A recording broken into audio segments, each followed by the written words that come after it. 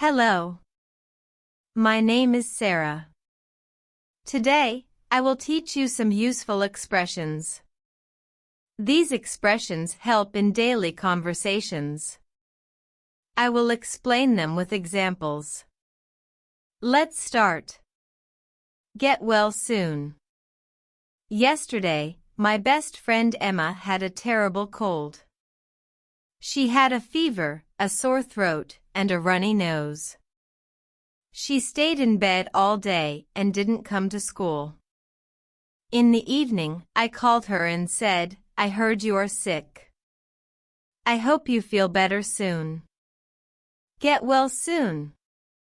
She smiled and said, "Thank you. I am drinking hot tea and resting." We use get well soon when someone is sick or injured. It is a polite way to show we care about their health and hope they recover quickly. Examples. If your mother has a headache and feels weak, you can say, "Mom, get well soon. I will bring you some water." If your friend breaks their arm while playing football, you can say, "Oh no. I hope you recover fast. Get well soon. You can trust me." Last week, my friend Olivia looked very sad. She wanted to tell me something but was nervous. She said, "I have a big secret, but I don't know if I should tell you."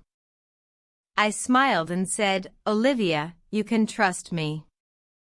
I will not tell anyone." She took a deep breath and told me her secret. She felt much better after talking to me. We used "you can trust me" when we want someone to feel safe sharing information with us. It means we will keep their secret and not tell anyone else. Examples.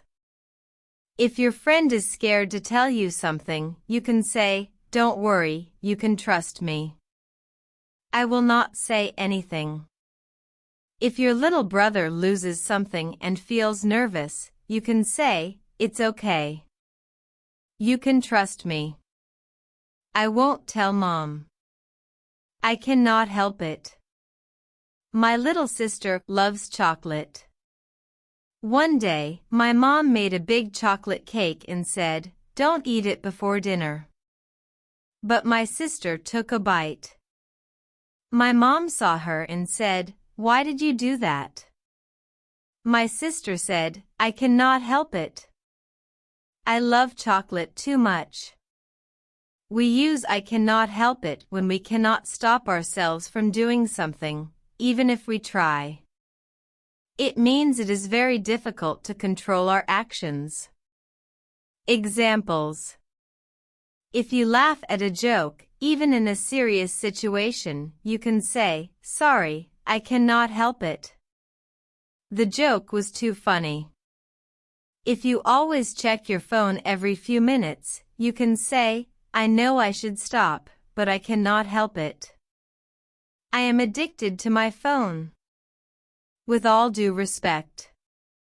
In class, my teacher said, "Math is the easiest subject." I raised my hand and said, "With all due respect, I think math is very difficult for some people." My teacher smiled and said, "That's a good point." We use "with all due respect" when we want to disagree politely.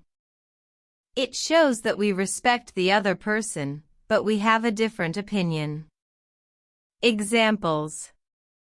If your dad says pineapple pizza is the best, you can say, "With all due respect, I think cheese pizza is better because I don't like pineapple on pizza." If your friend says winter is better than summer, you can say, "With all due respect, I love summer more because I like the beach." None of your business. Yesterday, my little brother saw me texting on my phone. He asked, "Who are you texting?" I said, "None of your business." He looked upset, but I didn't want to share my personal conversation. We use none of your business when we don't want to share personal information. It means the question is too private, and the other person should not ask. Examples. If your friend asks about your private life, you can say, none of your business. If someone asks how much money you have, you can say, none of your business. Like it or not. It was raining, but my little brother wanted to play outside. My mom said, like it or not, you must stay inside today.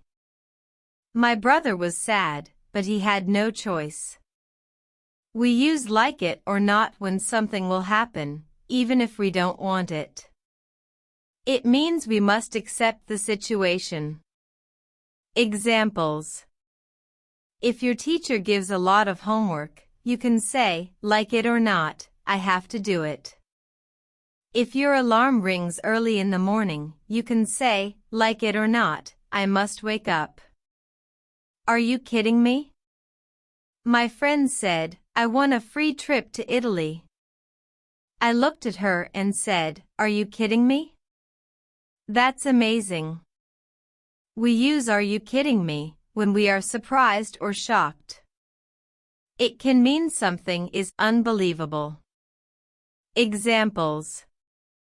If your friend says they got 100% on a difficult test, you can say, are you kidding me? That's impossible. If your brother says he ate 10 burgers, you can say, are you kidding me?